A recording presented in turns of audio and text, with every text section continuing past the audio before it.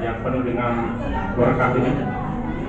Salawat dan salam bagi Nabi besar Muhammad Sallallahu Alaihi Wasallam telah membimbing kita ke jalan Islam. Baiklah, kami dari tim terakhir penilaian atau istilah dalam kurikulum merdekanya adalah asesmen ya. Kita melihat ke belakang dari kurikulum KTSB. Di situ kalau kita lihat ada 3 ranah yang harus diperhatikan di situ. Jadi yang pertama adalah kognitifnya, fisiomotoriknya dan afektifnya. Dan kalau kita bandingkan dengan yang kurikulum merdeka, kayaknya lebih tekankan di sini adalah masalah keterampilannya, skillnya. Ya, jadi seperti apa juga yang disampaikan oleh ketua yayasan tadi, kurikulum merdeka ini adalah merupakan perkawinan dengan kurikulum K13. Dan dalam kurikulum K13 tersebut itu ada KKM. Sementara yang tadi kita lihat untuk kurikulum merdeka ini tidak ada KKM-nya ya. Kriteria ketuntasan minimal. Dan kalau kita perhatikan kenapa kurikulum merdeka ini mau diterapkan, itu karena ada 3 keunggulan di situ. Ada 3 keunggulan. Keunggulan yang pertama adalah lebih sederhana dan mendalam. Kemudian yang kedua adalah lebih merdeka, dan yang ketiga adalah lebih relevan dan inovatif. Jadi untuk pemaparan tentang asesmen atau penilaian ini akan disampaikan oleh rekan kami, Ustazah Fitriani. Waktunya disilakan.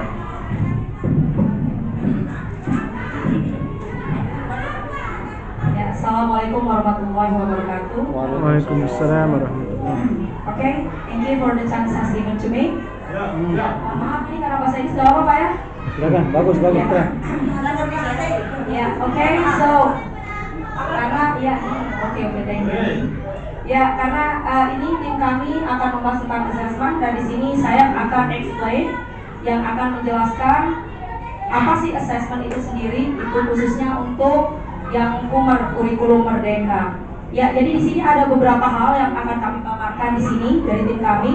Yang pertama yaitu pengertian penilaian atau assessment gitu dalam bahasa Inggris. And the next one, ini tentang prinsip penilaian.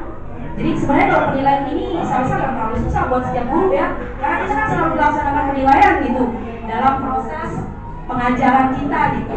Ya, jadi berikutnya yang ketiga, we talk about jenis dan bentuk assessment dalam implementasi kurikulum merdeka. Dan berikutnya adalah penilaian formatif, yaitu di mana penilaian formatif ini akan kami jelaskan tentang pengertiannya dan tujuannya serta fungsinya. Dan yang berikutnya adalah faktor penting yang dapat meningkatkan pembelajarannya melalui penilaian yang diberikan. Berikutnya yang kelima di sini adalah penilaian sumatif, sama dengan penilaian formatif. Di situ akan kami jelaskan tentang pengertian, tujuan dan fungsinya. Dan yang terakhir di sini adalah bentuk-bentuk assessment itu sendiri, yaitu formatif dan sumatif, ya tertulis, tidak tertulis, dan juga yang tertulis. Ya, saya akan mulai. Ya, oke. Di sini penjelasan dari assessment atau penilaian itu sendiri adalah proses pengumpulan dan pengolahan informasi atau data untuk mengetahui kebutuhan belajar, kemudian perkembangan dan pencapaian hasil belajar peserta didik. Ya, jadi saya rasa ini semua sudah paham, insya Allah ya. Oke, kita lanjutkan karena waktu. Jadi yang berikutnya di sini adalah prinsip penilaian. Jadi bagaimana kita memberikan penilaian terhadap peserta didik kita, khususnya pada kurikulum merdeka. Yang pertama itu adalah berkeadilan. Ini saya rasa juga guru-guru banyak ya yang sudah melaksanakan adil, bagaimana memberikan nilai yang adil gitu kepada para siswa yang sudah paham gitu adil itu seperti apa gitu. Ya, ini yang sesuai dengan kemampuan para siswa. Dan berikutnya ini yang objektif. Nah, ini terkadang yang ini saya rasakan sendiri gitu. Karena kebetulan saya juga mengajar di tempat-tempat alhamdulillah di sekolah yang agak inilah gitu ya. Jadi di situ tuh kadang kami selalu diingatkan sama petinggi-petinggi.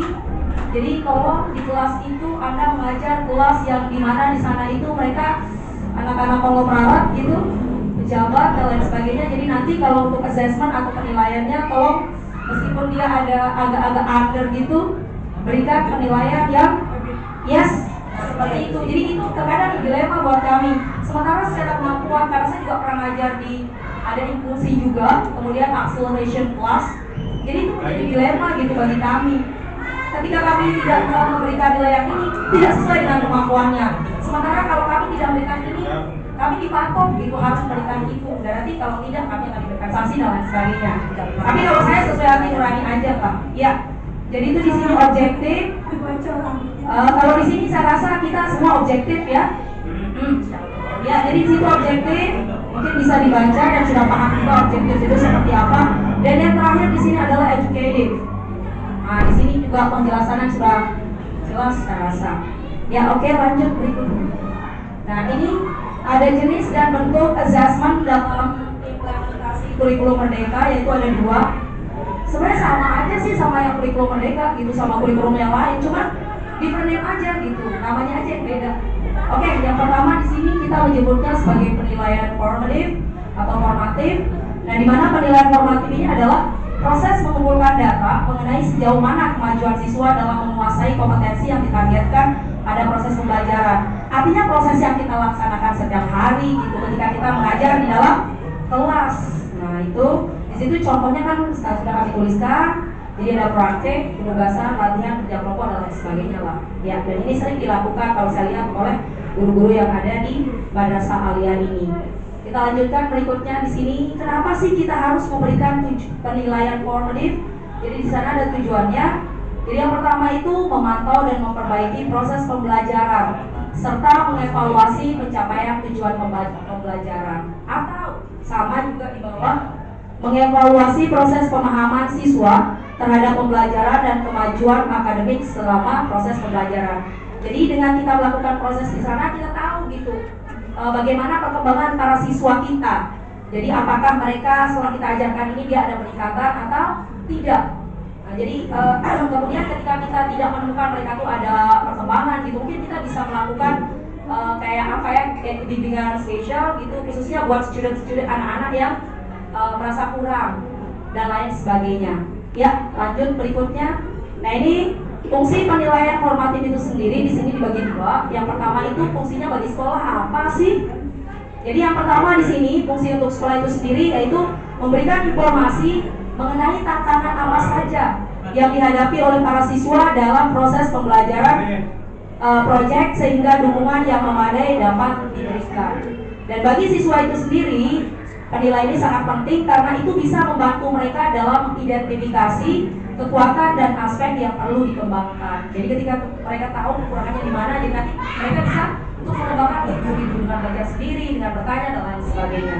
Ya, lanjut.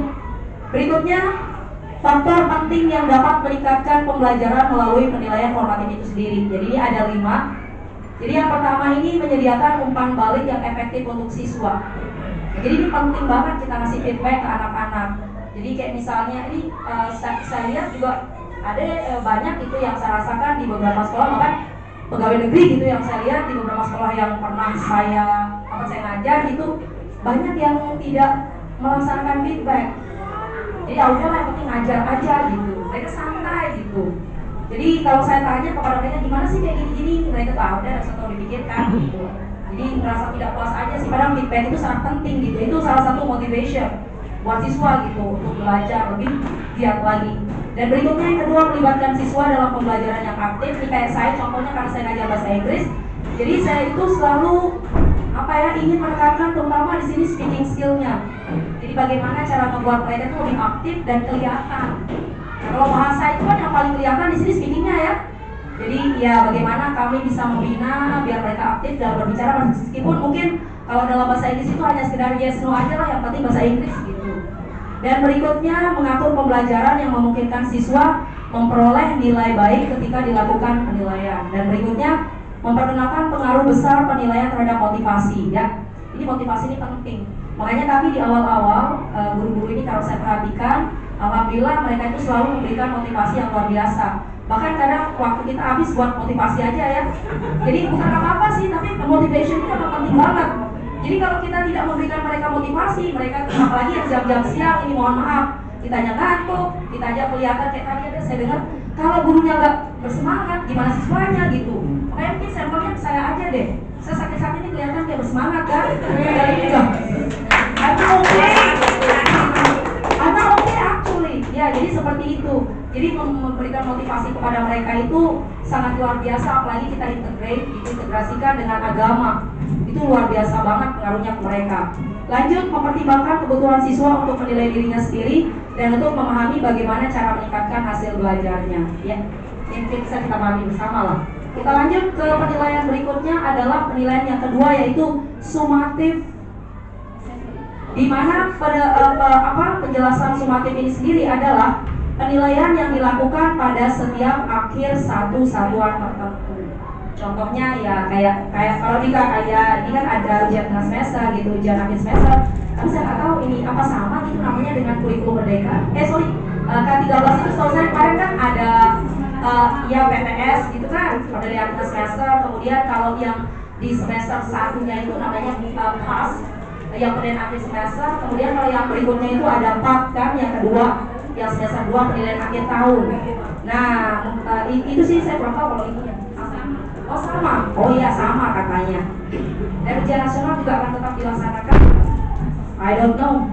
Ya berikutnya tujuan penilaian sumatif di sini adalah menilai pencapaian hasil belajar peserta didik sebagai dasar penentuan kenaikan kelas dan kelulusan dari satuan pendidikan. Jadi kalau penilaian sumatif ini biasanya dalam bentuk kebanyakan ya, dalam bentuk tes-tes gitu yang diberikan kepada siswa. Ya lanjut. Dan fungsi penilaian sumatif sendiri adalah untuk memberikan umpan balik atau feedback kepada staf akademik sebagai ukuran keberhasilan kepada guru berarti ya, sebagai ukuran keberhasilan pembelajaran, akuntabilitas dan standar pemantauan staf akademik serta sebagai sarana untuk memotivasi siswa. Ya, dan berikutnya adalah bentuk-bentuk assessment atau penilaian formatif dan sumatif, di mana di sini dibagi dua. Yang pertama yang bentuknya tidak tertulis dan yang berikutnya adalah yang tertulis. Contoh di sini yang tidak tertulis adalah discussion. Nah ini kalau discussion ini memang sangat bagus gitu untuk diterapkan di kelas karena kalau ada kita mengadakan discussion itu mereka biasanya rata-rata semua siswa aktif dan bersemangat. Kemudian di sini ada drama. Kebetulan drama kalau pelajaran bahasa Inggris saya pernah kasih mereka beberapa kali untuk tampil dan sangat luar biasa hasilnya. Dan berikutnya adalah penilaian produk, presentation, ini sudah biasa pada para siswa. Dan yang berikutnya tes lisan. Kalau dalam bahasa Inggris sendiri, saya biasanya suka memberikan tes lisan itu berupa speakingnya untuk mengembangkan atau meningkatkan kemampuan mereka dalam berbicara, terutama encourages-nya aja sih, keberaniannya gitu. Dan lanjut yang berikutnya, yang terakhir adalah bentuk assessment yang tertulis. Ada refleksi, kemudian berikutnya jurnal, terus ada IC yang tadi seperti dijelaskan oleh kurikulum, dan berikutnya poster. Ini bahasa Inggris juga saya sering memberikan mereka untuk materi tertentu gitu untuk membuat sebuah poster. Dan itu mereka membuat itu sesuai dengan lingkungan mereka biar mereka lebih memahami gitu. Dan yang terakhir adalah tes tertulis. Ya. Oke, jadi sekian dari kami, ini di skip aja. Ya, oke. Jadi sekian dari kami dari tim assessment atau penilaian sebagai standar terakhir ya. Jadi mohon maaf kalau kami ada kekurangan, mungkin mau ditambahkan dari grup. Cukup? Oke. Jadi terima kasih atas perhatiannya. Ya, oke. Silakan dan Tulang dia lagi kayaknya kayak Bang Muri ya. Thank you so much. Wassalamualaikum warahmatullahi wabarakatuh.